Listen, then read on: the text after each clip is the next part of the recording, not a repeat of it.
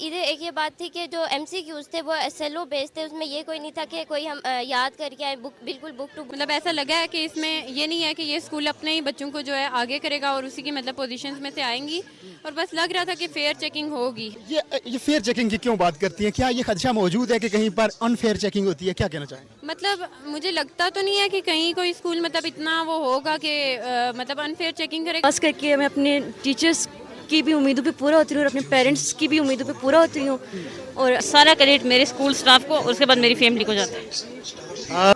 मैं बहुत खुश हूँ अपनी पोजीशन से, तो बस मैं क्योंकि मैंने इतनी तो एक ये कि कॉन्सेप्शनल पेपर था, अच्छा पेपर था और बड़ा ट्रांसपेरेंट सिस्टम था। और क्वालिटी एजुकेशन के आवाज़ से मैं बात करूंगा कि जाहिर बात है खाली बच्चों को डिग्रीज देना कोई बड़ी बात नहीं है, लेकिन जिस तरह करेक्टर बिल्डिंग के हवाले से या जिस तरह वो बच्चे की कैरियर काउंसलिंग करते हैं सर अशफाक मलिक, तो मैं क्रेडिट उनको देता हूँ। और मैं जितने भी लोग सुनने वाले हैं आपके मीडिया की तरफ